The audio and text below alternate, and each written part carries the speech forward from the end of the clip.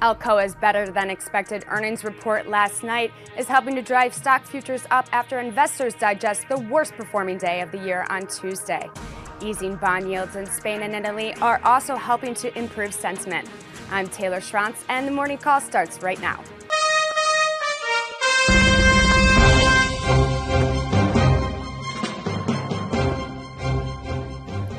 Good morning, I'm Scott Redler, Chief Strategic Officer of T3Live.com. And I'm Lindsey Bell with theStreet, and together we bring you the morning call. Scott, stocks are up this morning. They're trading up on Alcoa. We had good news out of them. They surprised to the upside. And then we're also hearing from the ECB that they're willing to buy back some of the Spanish bonds to help borrowing costs there. How are you approaching trading today now that we're finally up after 5 days of losing? I think that the bulls aren't going to get overzealous here, and we're not even sure if this correction is over, but stocks trade. And as a trader, you have to know your time frame. And yesterday, coming into the day, the McClellan oscillator that I measure is a fact of oversold. The oversold nature of the market was down like -90, -95. And that's an area where you don't want to be short. After 5 days down, oversold readings through the roof, and the RSI even screaming to the oversold side, you had to cover your shorts. But again, it wasn't the easiest long. So at the end of the day, I did position myself in some spiders because I thought the risk reward would be good. And now today we're getting a bounce, and the question is, how high will that bounce go, and what do the leaders do during it to figure out what the next move will be moving forward? Since the market correction started last week, stocks are down about 4%. Is that enough really to start a new correction? What are you seeing in the SPY?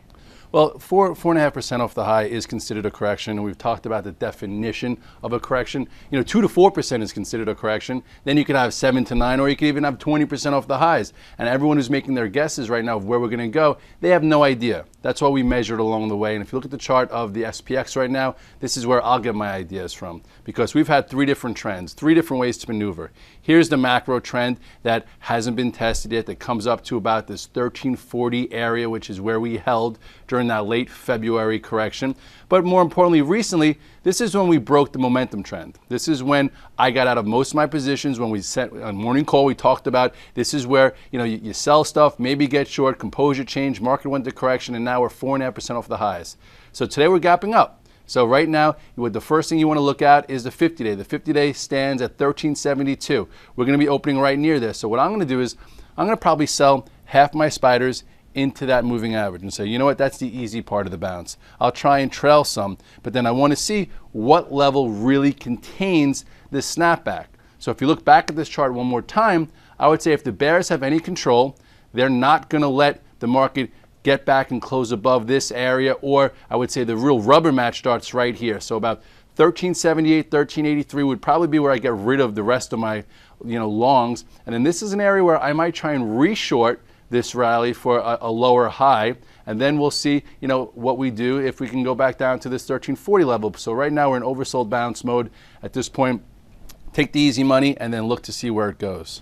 And there's not really any major catalysts coming up this week outside of maybe JP Morgan's earnings on Friday, so it could be hard to really kind of stay in positive territory, do you think? Well, I think first things first, you said Alcoa was very positive. And it's been a rarity that Alcoa comes out and has a positive quarter or even positive guidance. If you look at Alcoa, the stock here, they left it for dead. They always leave the stock for dead, and usually they're right. There was a lot of big name guys saying get out of the stock ahead of the earnings. I wonder if they invested it in yen terms and they're not losing here. But anyway, it's opening up near $10. I think at this point, I wouldn't be chasing Alcoa, but it'll be interesting for market sentiment if it could open up here and hold here. And then at some particular point, perhaps, this breaks this downtrend, moving forward. So I don't think it's going to do it today, but it would be interesting to see if it gaps up and holds there. And as far as other earnings reports, we do have those financials later this week, but we also have Google Thursday night. So Google Thursday night is going to be big. So, today being Wednesday, we have some time till then. So right now it's the technical levels to me that are very important.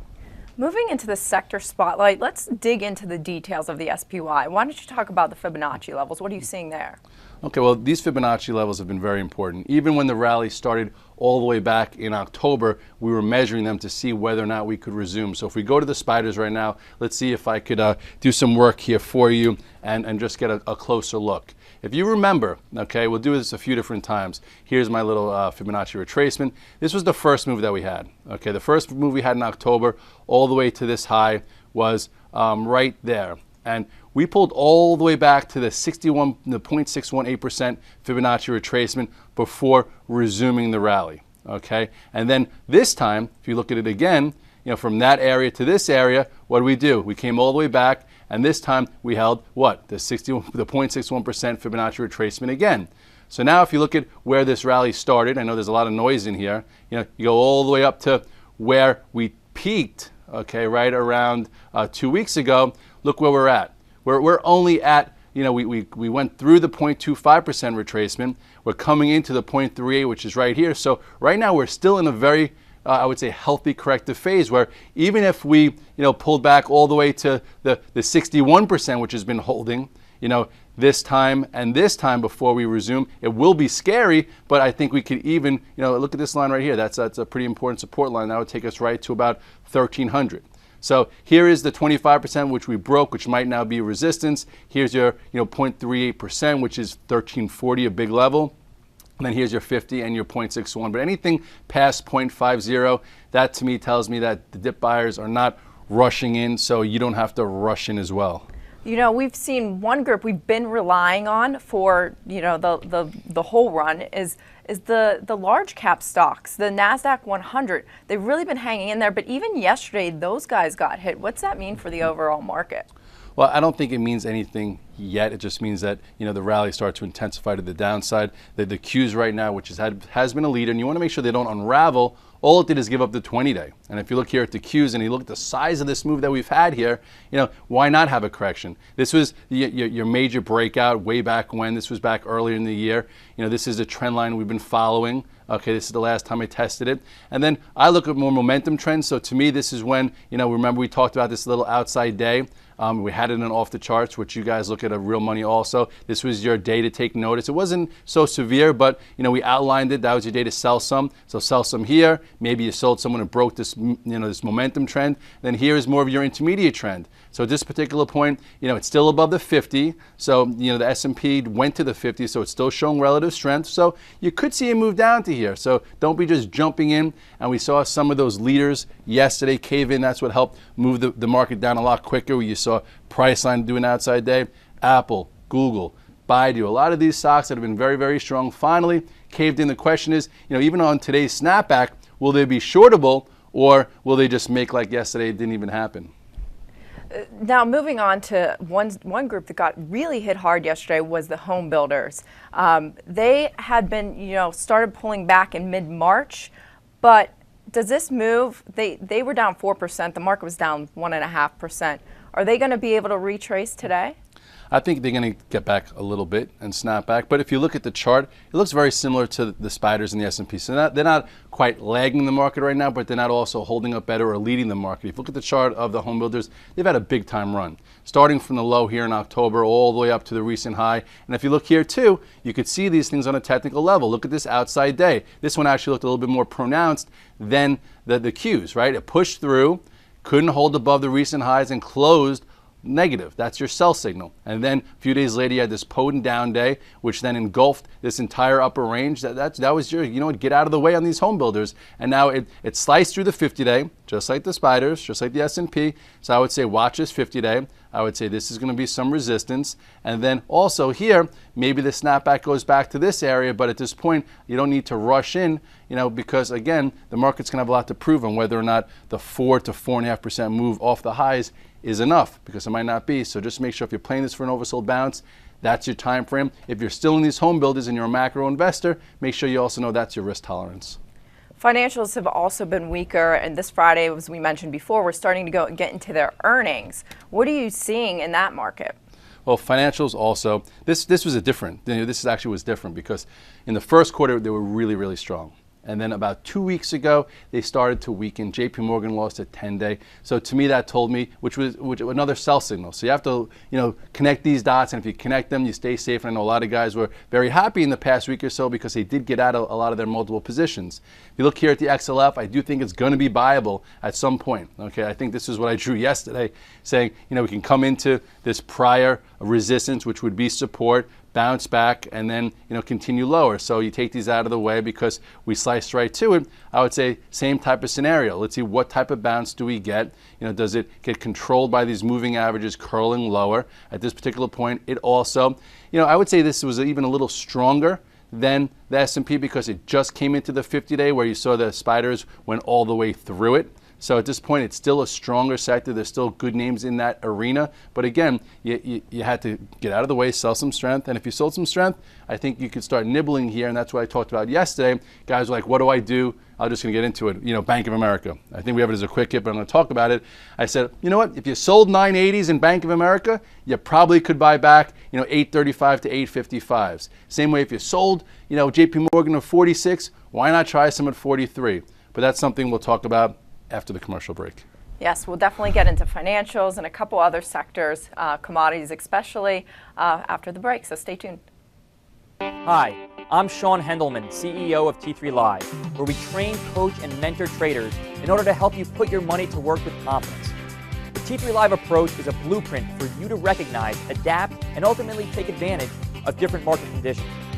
To begin your training with T3 Live, we would like to offer you the opportunity to enroll in our free 30-day online home study course. Fill in your name and email address, and I'll see you on the other side. Let's kick off in the trenches with commodities. They're an oversold area. Let's talk gold first. They've been up the last 3 days, and I know you've been frustrated by this one. Where is it going? Yeah, I think a lot of people have been frustrated because you're in a long-term macro uptrend with gold and some of these metals, but you're in an intermediate downtrend. So you have time frames that are kind of overlapping. And if you look at the chart here, I do see an inverted head and shoulders pattern, which does take time for the right shoulder to develop. And I got stopped out of this twice already. So if you look here, it's still intact. Here's your left shoulder, here's your head, here's your right shoulder. If you take a closer look, in this right shoulder, I think I got long on this day and got stopped out. It's still building right shoulder. Right shoulder sometimes could go even further down. So when you try and anticipate a pattern, sometimes it's painful. So the question is, we just had 3 up days. We're still in this intermediate downtrend. If you remember on Fed Day, this was a huge, harsh down day that actually engulfed this entire area. So that showed you power. And since then, we've been trending lower and we haven't been able to get above this downtrend. So the question is now, what's also somewhat interesting is when the market rallied in the first quarter, they sold off gold somewhat. So now if the market's going to really be in corrective mode, they might want something to buy. So, today, if just say we get a 2 to 3 day bounce in the markets and gold doesn't really sell off, that'll tell us that perhaps maybe it's ready to run as the market turns lower. So back to the chart of the GLD, you'll see, if you're still in tier 1, congratulations, but it's really going to have to start taking out, I would say this level to get more interesting. This is like 163.50. You want to finally make a higher high because here's a high, lower high, lower high, lower high, lower high. Obviously, you see the trend. So the question is, do we fail here again or does it finally change? So for the GLD, we're still in wait and see mode, but perhaps we get a composure change here. And how about silver? I think it's trading down this morning. So how does that compare to the gold trade? I think it's very similar. Gold, silver trade together. Usually, gold is like the dog that's barking and the tail wags by silver. Sometimes that changes. If you look at the chart of silver, you'll see, pretty similar. I know last time this is what I focused on, and since then it hasn't been so great, and rightly so. Here's that like left shoulder, here's the head, here's the right shoulder, here's that little downtrend. And this actually didn't break, this low. If you remember, we started talking about this low. It's been going sideways. If you look at this intermediate downtrend, it had a fake out. Okay, remember I added on this day and then I lost on this day and now it's right back down here. If you're still in your tier 1, it's still trapped in this intermediate downtrend that was controlled by this potent down day. So we need to see finally if it can get going. To me, I think it's just worth watching, being in a tier 1. And then to be even safer, I hate to say you have to buy strength here, but I would say wait for a close above this 32.5 before you think the direction really changed. Oil reached a 2-month low yesterday, and it's, there's still tensions in the Middle East. I think this morning Chinese crude imports jumped for the month of March. Some people are speculating that they might be holding reserves. Where is this going? What are we doing with oil? Well, hopefully it goes lower. Hopefully it goes lower because that'll be helpful for all the consumers out there. It'll be, a tax benefit versus, an extra tax. So at this particular point, it really is not going to affect the consumer, I think, until we get below, something like 90 or even 85. So right now, it's just really just hanging in this range, and it's not very compelling. And it should be something that people don't just overly emphasize. So if you look here at the USO, you'll see that, here is that, remember that rumor day, made a new high and kind of failed. It's been dripping lower. It's right now at support. Okay, so I would say below 38.51. The next real level here is down to 37. I guess, it's below all the moving averages, which is good because you want to see oil weak. It might not be good for the OAHs. It might not be good for the XLE, but who cares? It's better for, the American people. So we're here for the American people. But anyway, oil right now, until you start, psychologically it gets below 100, I think that's good. But really for the consumer to benefit, it needs to be below 85. Let's move on to quick hits. Apple, let's start with them. Yesterday, they hit $600 billion in market cap, but still ended down the day about 1%. They're up 55% still this year, so there's still momentum there. What are you thinking?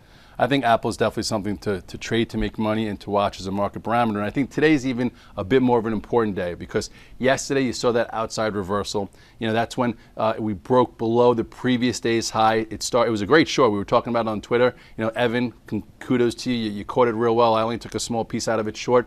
But today the question is, it's up $5, $6 pre-market. Can you re-short this up move for it to go negative? If that was the case, you'll probably see a feeble rally in the overall market. So take a quick look at the chart of Apple. I'm going into a little depth here because I think it's important. Here's that outside day.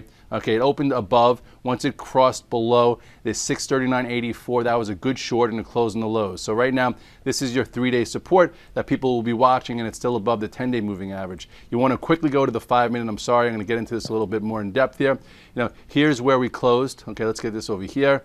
I would say, for people looking for a short here, okay, this is your reshort. This is when it broke below 36 to 639. So right now I think it's opening around 636. So for some active traders, they might look to short this area. But if it does a 60-minute close above this 638, 639, if you're short, you're going to get probably squeezed, and then all of a sudden back in vogue for the highs of 644. So into this up open, I would watch Apple. Some people will try and fade it. You could use the same type of strategy on your price line, same type of strategy on some of the stocks that reversed hard. Even, my little baby LVS. I don't even know if we have a quick hit, but I'll put it in there. That's next. Anyway, that's next? Yeah. All right. There we go. LVS, I got to talk about it. Yesterday was a potent move to the downside after a strong move the day before. And look at LVS real quick. LVS, it also, go first here to the daily chart. This was a big engulfing day. We had a nice breakout. It showed relative strength, and then pow, gave way right back into support.